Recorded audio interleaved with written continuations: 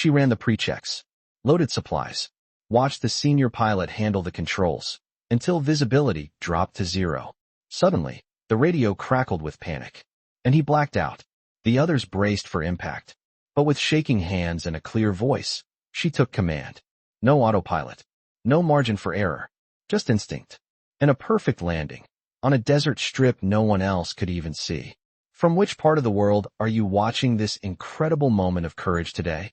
If you believe that heroes are forged in the moments when everything goes wrong, consider subscribing for more stories that prove ordinary people can achieve the extraordinary when lives depend on it. The blistering heat of the Afghan desert created shimmering mirages across the runway at Kandahar Airfield as Second Lieutenant Melissa Carter completed her exterior inspection of the C-130J Super Hercules. Her weather checklist documenting each component that could impact flight safety during what mission planners had classified as a standard resupply run to Combat Outpost Phoenix. At 0545 hours, the massive 4-engine turboprop sat heavy with ammunition, food rations, and medical equipment that would sustain soldiers at an isolated forward operating base, where regular supply deliveries represented the lifeline between mission success and potential disaster. Major Robert Kim emerged from the flight planning facility carrying classified intelligence briefings and meteorological updates that would shape their navigation through 320 miles of contested Afghan airspace. At 37 years old with over 2,600 flight hours accumulated across 3 combat deployments, Kim embodied the seasoned expertise that junior pilots like Carter aspired to develop while mastering the complexities of tactical airlift operations in hostile environments. Dust storms are building in the central provinces, Kim reported, sliding into the aircraft commander's seat and initiating his systematic pre-flight procedures. Phoenix is currently reporting clear skies with visibility greater than 15 miles, but the weather system is moving eastward. We need to complete this mission before conditions deteriorate in our operating area. Carter nodded, studying the approach charts for Combat Outpost Phoenix, a rough gravel airstrip carved into a mountainous valley that served as the primary supply link for infantry units conducting counterterrorism operations throughout the remote region. At 23 years old with 185 flight hours since graduating from undergraduate pilot training, she was methodically building the experience required to advance from co-pilot to aircraft commander in the demanding field of combat airlift. Melissa, Kim said, adopting the informal communication style typical during operational missions, you'll handle our departure and en route navigation today. The approach into Phoenix presents enough challenges that I'll take control for that phase, but you need additional practice with combat departure procedures and threat avoidance flying. The assignment represented another increment in Carter's progression toward eventual aircraft commander certification, providing opportunities to practice demanding procedures under Kim's direct supervision while contributing meaningfully to a mission supporting ground combat operations. The fully loaded C-130J weighed approximately 175,000 pounds, demanding precise technique to achieve safe takeoff performance while avoiding potential surface-to-air missile threats. Technical Sergeant Luis Morales finished securing the cargo compartment, verifying that all equipment was properly restrained for flight and that emergency systems remained accessible throughout the mission duration.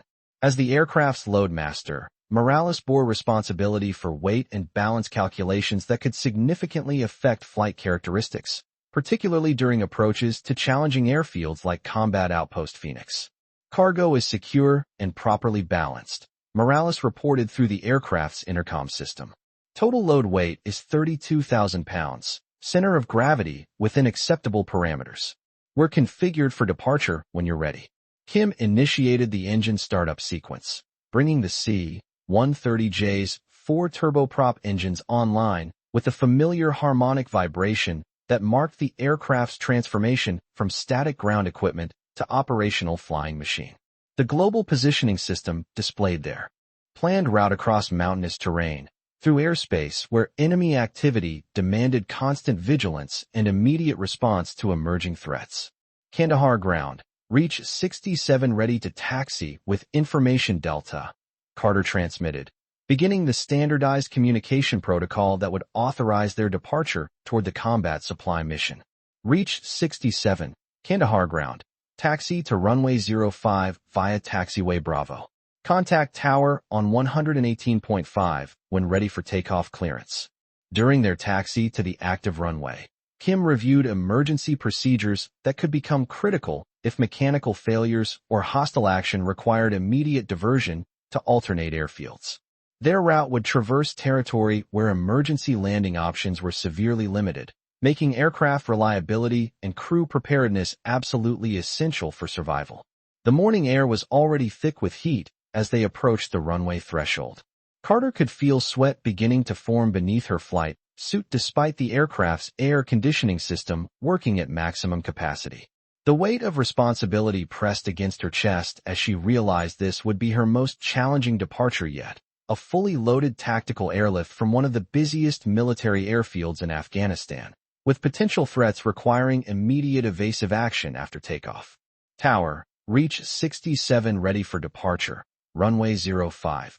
Carter transmitted upon reaching the runway threshold, her voice maintaining professional composure despite the responsibility of executing a tactical departure under Kim's assessment. Reach 67, cleared for takeoff runway 05. Contact departure control on 121.1 once airborne. Winds 080 at 12, altimeter 29.95. Be advised, report any unusual activity during your departure.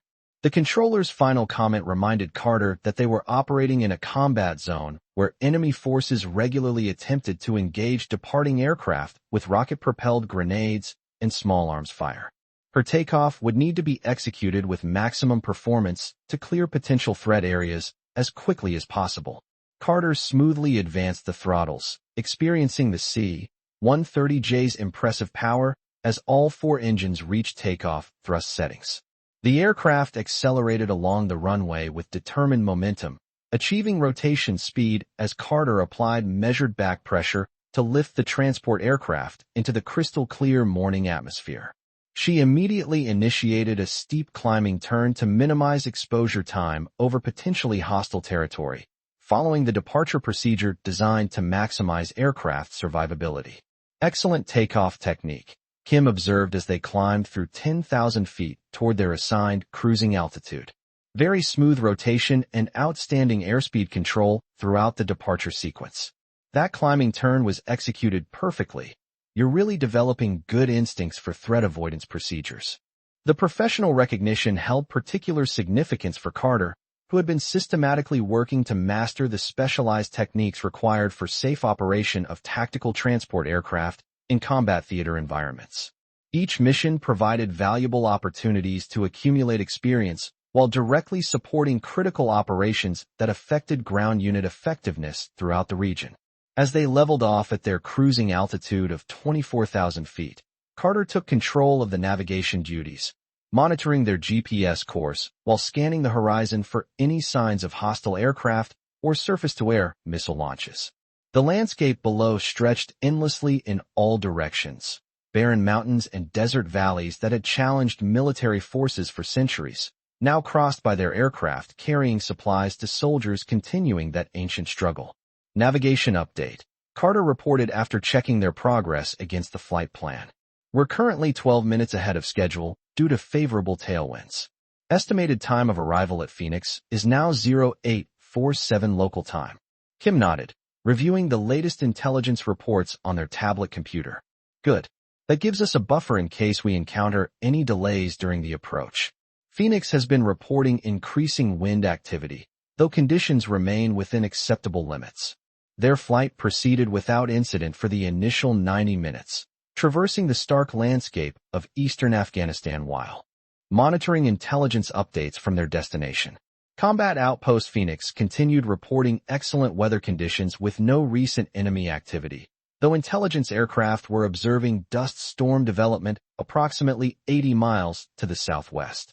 The radio crackled with routine communications from other aircraft in the area, fighter jets conducting combat air patrols, reconnaissance drones gathering intelligence, and other transport aircraft ferrying supplies and personnel throughout the theater of operations. Carter monitored these communications carefully, building her understanding of the complex aerial environment they were operating within.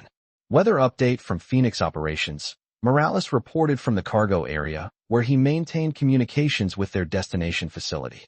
Current conditions remain clear with visibility greater than 10 miles, but they're observing dust clouds approaching from the west. Winds are beginning to increase, currently 15 knots gusting to 25. They're estimating we have approximately 30 minutes before conditions start to deteriorate. Kim studied the meteorological information while calculating fuel consumption rates and available alternate airfield options. Afghanistan's weather patterns could shift with dangerous rapidity, especially during seasonal transitions when competing air masses generated violent dust storms that materialized without warning and advanced rapidly across vast distances. We'll continue to destination and evaluate conditions upon arrival, Kim informed Carter as they maintained course toward Combat Outpost Phoenix. If landing conditions become unsafe, we'll return to Kandahar and reschedule the mission. However, those soldiers need these supplies for operations beginning tomorrow at dawn. The medical equipment we're carrying is particularly critical. They've had several casualties, and their field hospital is running low on surgical supplies. Carter understood the weight of their mission beyond simple supply delivery. Lives depended on the equipment they carried, and the soldiers at Phoenix were counting on them to complete the mission despite any challenges they might encounter. This knowledge added pressure, but also motivation to overcome whatever obstacles lay ahead. As they began their descent toward the forward operating base, the terrain below transitioned from empty desert to the mountainous valley where American forces had established their remote outpost. The runway appeared as a thin line of packed gravel surrounded by defensive positions and military equipment, with the approach requiring precise navigation through steep-sided valleys that provided minimal margin for navigational errors. Carter could see the base clearly through the aircraft's windows, a collection of temporary buildings, defensive barriers, and military vehicles arranged in a compact pattern that maximized security while minimizing the target area for enemy attacks. Dust was beginning to rise from the compound as increasing winds stirred the loose soil, creating small whirlwinds that danced across the landscape. Phoenix Tower reached 67, 18 miles southwest with current weather information, requesting approach clearance. Carter transmitted to the ground control facility that managed air traffic for the isolated military airfield. Reached 67, Phoenix Tower, cleared for visual approach runway 27. Be advised visibility is decreasing to approximately 4 miles due to approaching dust activity. Current winds 250 at 28 gusting 38.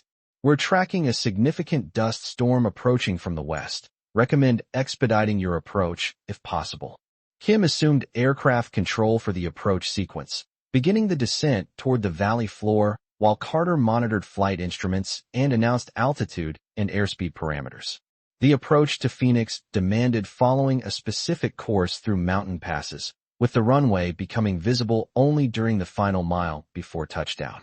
There's the dust wall, Kim observed, pointing toward the western horizon where a massive brown cloud was advancing across the desert like a slow-moving tsunami. That's going to hit us right about the time we're on final approach. This is going to be interesting. Carter felt her heart rate increase as she observed the approaching weather system. The dust storm was enormous, a towering wall of sand and debris that stretched from ground level to perhaps 15,000 feet in altitude, moving steadily eastward toward their position. She had never seen anything like it during her training or operational experience. At 15 miles from the runway, weather conditions began deteriorating much more rapidly than meteorological forecasts had predicted. What had been characterized as moderate winds and slightly reduced visibility suddenly intensified into the leading edge of the massive dust storm that completely engulfed the valley, reducing visibility to absolute zero and creating severe turbulence that challenged even Kim's extensive combat flying experience. The change was shocking in its suddenness and intensity. One moment Carter could see the ground clearly below them, and the next moment they were flying through what felt like thick brown soup, with visibility reduced to nothing and turbulence that threw the aircraft around like a toy. The dust penetrated everywhere, creating a claustrophobic environment where even the aircraft's lights seemed to be absorbed by the swirling particles. I've lost all visual reference to the runway, Kim said. his voice betraying tension as he struggled to maintain aircraft control in the rapidly worsening environmental conditions. The GPS shows we're on course, but I can't see anything outside. We're going to need to execute a missed approach, and his words were cut short as the aircraft shuddered violently through an exceptionally severe downdraft that felt like hitting a wall of concrete. The C-130J dropped several hundred feet in seconds, and the force of the sudden altitude change threw Kim forward against his safety restraints. When the aircraft finally stabilized, Kim was slumped unconscious in his seat, apparently having struck his head during the violent turbulence encounter. "Major Kim," Carter called, reaching across the cockpit to assess her pilot's condition while simultaneously seizing the flight controls to prevent the aircraft from entering an uncontrolled descent trajectory. The control yoke felt heavy in her hands as she fought to maintain level flight in the severe turbulence. "Morales, get up here right now." The aircraft was bucking and rolling through the dust storm like a ship in heavy seas. Carter had to use all her strength to maintain control as powerful wind gusts tried to flip the aircraft over or drive it into the ground. Her hands were shaking with adrenaline and fear, but she forced herself to focus on the instruments that were now her only connection to reality in the blinding dust storm. Morales immediately rushed into the cockpit, instantly comprehending the emergency situation as Carter fought to maintain aircraft control in conditions that would challenge pilots with decades of operational experience. The dust storm had eliminated all visibility while generating turbulence that threatened to exceed the aircraft's structural design limitations. "He's unconscious, but his breathing appears normal," Morales reported after checking Kim's vital signs and airway. "It looks like he might have suffered some type of head injury when we hit that severe turbulence. There's a small cut on his forehead where he hit the side window." Carter found herself commanding a massive military transport aircraft in the center of a violent dust storm, with zero visibility, severe turbulence, and an incapacitated aircraft commander beside her. Her 185 hours of total flight time had included comprehensive emergency procedures training, but nothing had adequately prepared her for this combination of critical factors occurring simultaneously. The aircraft felt different now that she was the sole pilot, heavier, more sluggish in its responses. Every control input had to be precise and deliberate as she fought to maintain altitude and heading in the chaos of the dust storm. Sweat was pouring down her face despite the air conditioning, and her mouth was dry with fear and concentration. "Phoenix Tower, reach 67 declaring emergency," Carter transmitted, her voice remaining professionally steady despite the chaos developing in the cockpit. "Aircraft commander is incapacitated. Co-pilot has assumed control, requesting immediate priority handling and medical assistance." "Reach 67, Phoenix Tower. Understand emergency declared. Please state your pilot qualifications and current aircraft status." The question hit Carter like a physical blow. She was about to admit to air traffic control that she was a junior pilot with minimal experience, attempting to land a large aircraft in impossible weather conditions. But there was no choice. Honesty was essential for everyone's survival. "Tower, reach 67 co-pilot has 185 total hours, 28 hours in type. Aircraft is currently controllable, but we're experiencing severe turbulence with zero visibility conditions. Requesting continuous guidance for approach attempt." There was a pause on the radio, and Carter could imagine the controller's reaction to learning that an inexperienced pilot was attempting to land in these conditions. When the controller responded, his voice carried new urgency and concern. "Reach 67, understand. Current runway conditions. Winds 280 at 50 gusting to 75. Visibility 0 and blowing dust and sand. Emergency response vehicles are positioning, but conditions exceed normal operational limits. Are you sure you want to attempt an approach in these conditions?" The question forced Carter to confront the reality of her situation. She could attempt to divert to another airfield, but Kim needed immediate medical attention, and their fuel was becoming a limiting factor.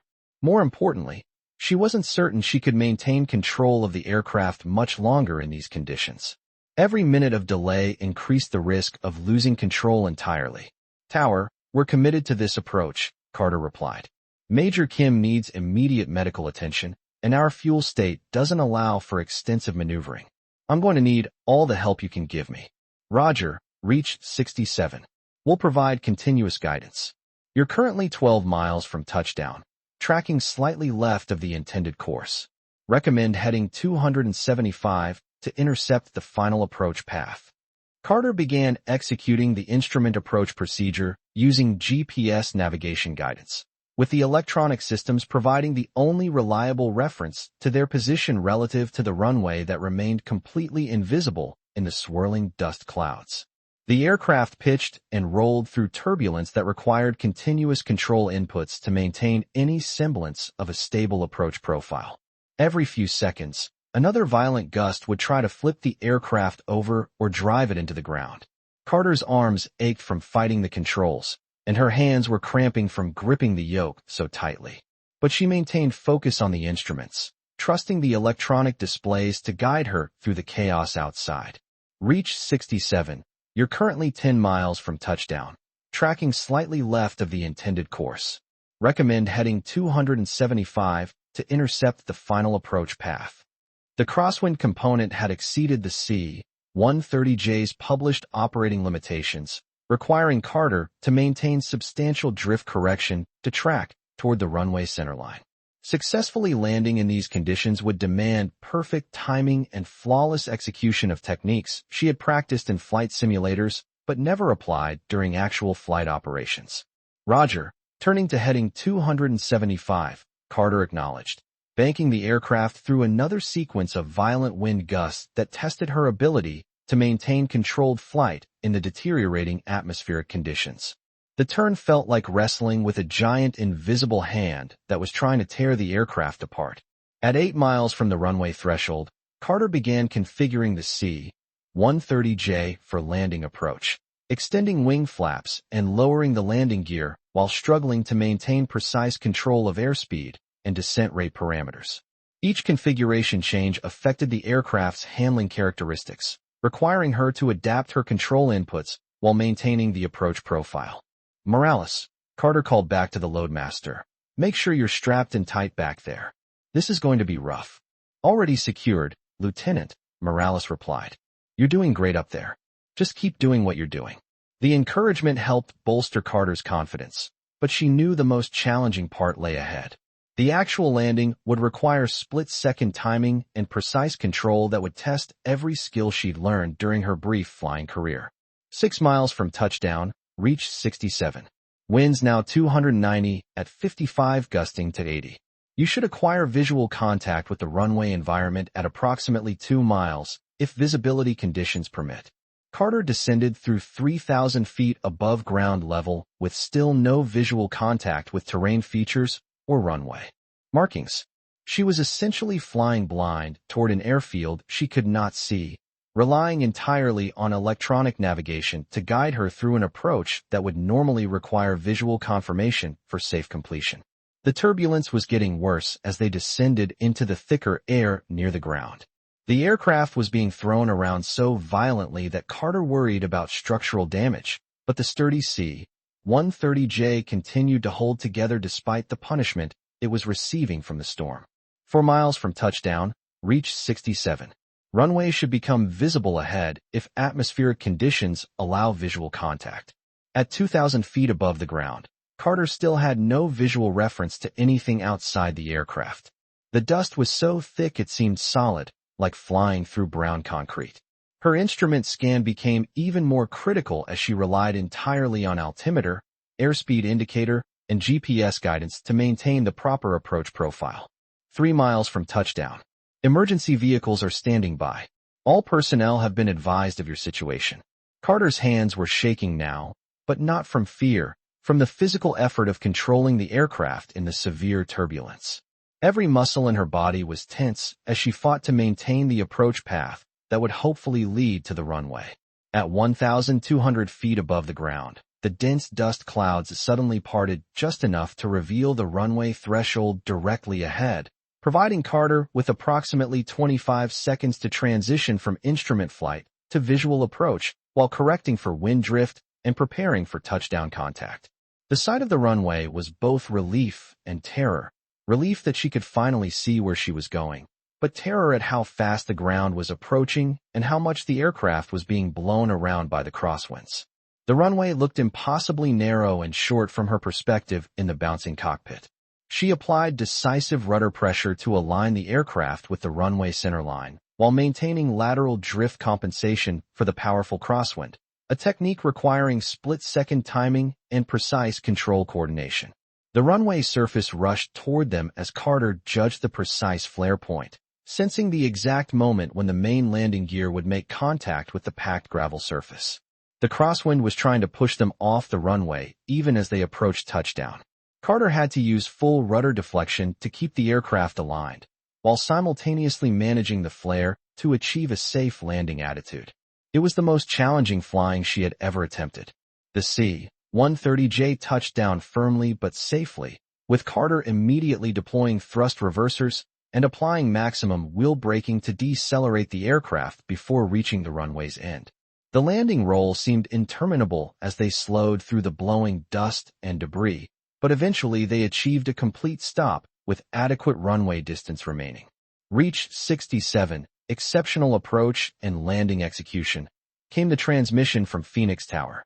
Medical personnel are responding to your aircraft location. Please advise the condition of your aircraft commander.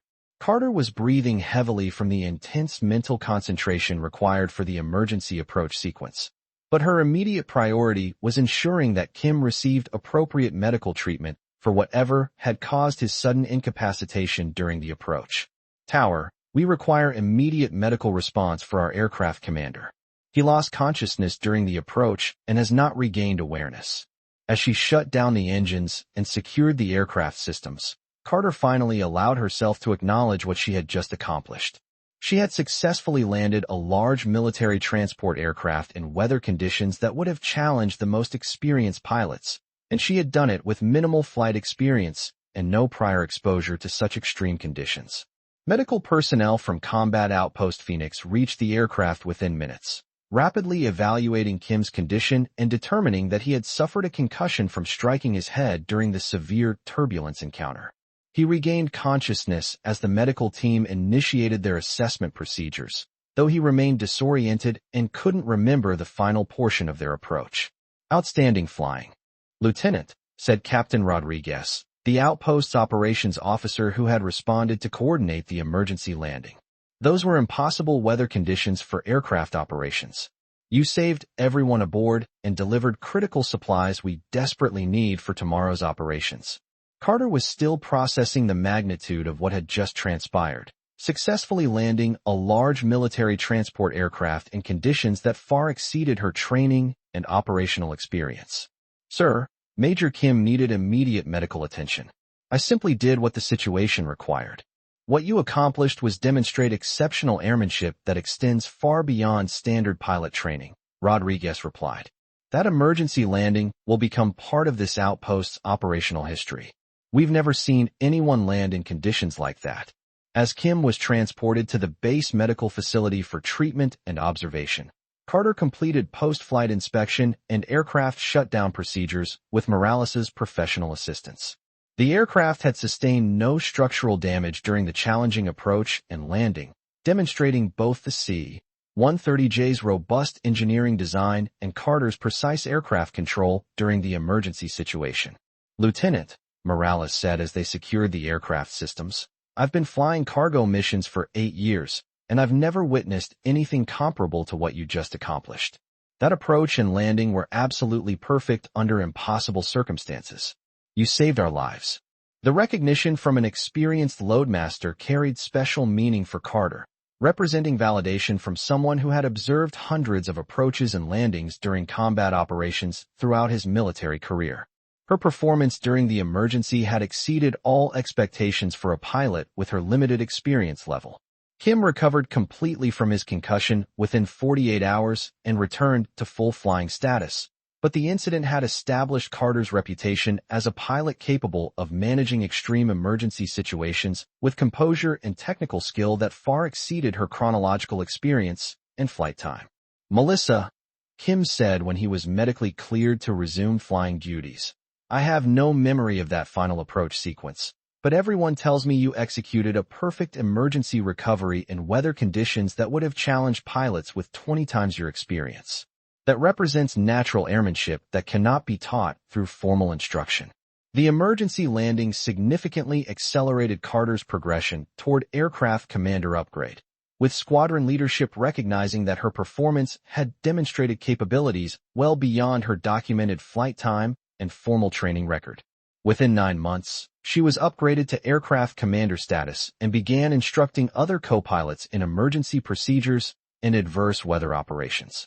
Her approach to pilot instruction emphasized systematic mental preparation and calm decision-making processes that had enabled her to successfully manage the dust storm emergency.